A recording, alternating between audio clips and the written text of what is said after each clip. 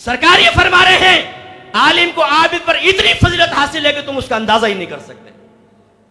اور نعت خوانوں کو عزت دے کر ان کے مقابلے میں علماء کو ذلیل کرنے والوں، نعت خوان زیادہ سے زیادہ ایک عابد ہو سکتا ہے، زیادہ سے زیادہ نیکی کرنے والا ہو سکتا ہے. اور یہ فاسق فاجر نعت خوان کی داڑیاں نہیں ہیں. اعلی حضرت نے فرمایا فاسق نعت خوان سے نعت پڑھوانا حرام ہے. فتاوی رضویہ پڑھیں، داڑھی منڈوں کو کھڑا کر دیا ہے، دین کو بیچنے والوں کو کھڑا کر دیا ہے. آپ چرس پئیں، لڑکی بازی کریں، زنا کریں، انہیں کوئی پرواہ نہیں ہے. نعتیں پڑھیں گے، ہم نے عشق رسول عام کر دیا، لفافہ وے میں رکھا، بھاڑ میں جاؤ، نکل لیے صاحب. ہم ان کو عزت دے رہے ہیں. علماء کا وقار کم ہو رہا ہے. یہ کیسے علماء کے برابر آ گئے؟ یہ سوال ہر جگہ میں بیان میں چھوڑتا ہوں. یہاں پر بھی کوئی محب بیٹھا ہو تو آپ سے گزارش کرتا ہوں، جاؤ جواب لے کر آؤ. کسی نعت خوان کی فضیلت میں ایک آیت ایک حدیث لے آؤ، قیامت تک لاؤ گے میں تمہارا غلام ہوں. کوئی فضیلت نہیں ہے ان کی، نہ قرآن میں نہ حدیث میں. علماء کی ہے، ہماری ہے، وارث نبی کی ہے. اور ہم نے ان کو عزتیں دے دے کر لاکھوں روپے کھلا پلا کر اور ایسا کر دیا. ابھی میں پنجاب میں گیا ایک جگہ بیان کرنے، ان صاحب نے ایف آئی آر کی کاپیز مجھے بھیجی، میرے خلاف نہیں. کس بات پر؟ ایک نعت خوان کو پروٹوکول دے کے بلایا 10 لاکھ میں.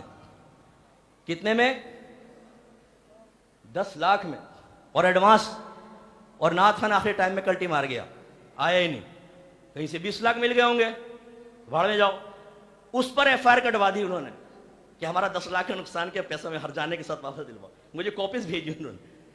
یہ حال. ایک شخص مجھے ملا، کہنے لگا مفتی صاحب میرا بچہ جو ہے نا وہ آپ کو بھی سنتا ہے، ایک مشہور نعت خوان کو بھی سنتا ہے. اب میں سوچ رہا ہوں مفتی بناؤں یا نعت خوان. آئے ہائے، اب دیکھیں نا کیا ہم نے مقام کیسا برابر کر دیا. وہ سوچ رہے دونوں برابر ہیں، مفتی بنا لو چاہے نعت خوان. اب لاکھوں نعت خوان کھڑے کر دو. نعت خوانی ہمارا شعار ہے، ہماری روح کی غذا ہے. نعت خوان سنی بچہ ہے، ہمارا سر کا تاج ہے. لیکن جب تقابل کی باری آئے گی تو علماء کے وقار کو ہی بلند کیا جائے گا، ہرگز نعت خوان کے وقار کو بلند نہیں کریں گے. اور آج کل ہمارے اسٹیجز پر یہی ہو رہا ہے. داڑھی منڈے نعت خوان مفتی منور رحمان صاحب پہ تنقیدیں مار رہے ہیں کہ ان کو تقریریں کرنے نہیں آتی، ہمارے کے پیچھے کے پڑے ہوئے ہیں، انہیں اور کوئی کام نہیں ہے کہ اس میں لگے. تم ہمیں بتاؤ کہ کیا لگے یا نہ لگے.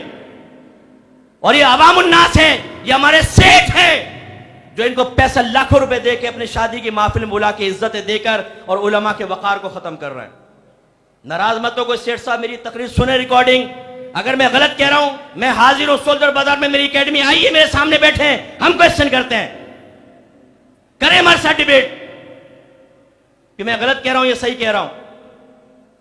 ایک محفل میں میں گیا، مفتی منور رحمان صاحب، ایک دو اور علماء، شادی کی محفل تھی. نعت خوان کو بٹھا دیا صاحب، پونے گھنٹہ نعت خوانی کرتا رہا. اس کے بعد جی مفتی صاحب دعا کر دیں. مفتی صاحب بیٹھے، مائک ہاتھ میں لیا، فرمایا دعا تو میں کروں گا، اگر اجازت دیں تو میں کچھ کہنا چاہتا ہوں. اب مفتی صاحب سے کون چھین سکتا تھا مائک. پھر جو مفتی صاحب نے صحیح کی طبیعت صاف کی ہے نا، کہ بڑے بڑے علماء بیٹھے ہیں، آپ نے پونے گھنٹہ نعت خوانی کروا لی، 10 منٹ کا بیان نہیں کروا سکتے تھے. میرے بھائیو یہ تبدیلی دیکھیں اہل سنت میں. قرآن سے ہم دور، حدیث سے ہم دور، صحیح تصوف سے ہم دور، فقہ سے ہم دور، نعت خوانیوں سے قریب ہو گئے ہیں. آج ذہن بنا دیا گیا ہے اپنے بچے کی شادی کر رہے ہو نعت خوانی کراؤ برکت ہوگی، قرآن پڑھاؤ برکت نہیں ہوگی، حدیث سنواؤ برکت نہیں ہوگی، تصوف بیان کرو برکت نہیں ہوگی، فقہ بیان کرو برکت نہیں ہوگی، نعت خوانی سے ہوگی. پونا گھنٹہ نعت خوانی، علمی محفل ختم. ہمارے بچے علم سے دور ہو گئے، قرآن سے دور ہو گئے. یہ جو یہاں بیٹھے ہوں گے بہت سارے، یہ کنز الایمان پڑھیں. کنز الایمان بہترین ترجمہ قرآن ہے، قرآن نہیں ہے، ترجمہ نہیں ہے، تفسیر ہے. بالکل صحیح کہا، میرے آقا نعمت کا قرآن ترجمہ قرآن ایسا ہی ہے. لیکن اس کے کان میں پوچھے گا تو نے خود کبھی پڑھا ہے؟ کبھی نہیں پڑھا ہوگا. ابھی آپ پہ لازم ہے جو کنز الایمان کی فضیلتیں بیان کر رہا ہو نا، اس کے کان میں پوچھئے گا ضرور تم نے پڑھا ہے اور بغیر تفسیر کے تمہیں سمجھ میں آیا ہے؟ پوچھیں ذرا اس سے. ہم لوگ صرف زبانی کلامی باتیں، باقی اعلیٰ حضرت سب کے اس سے دور ہو کر اپنے ذاتی مفادات کی باتوں کا زندگی گزار رہے ہوتے ہیں. میں انشاءاللہ اپنے وقت پہ بیان ختم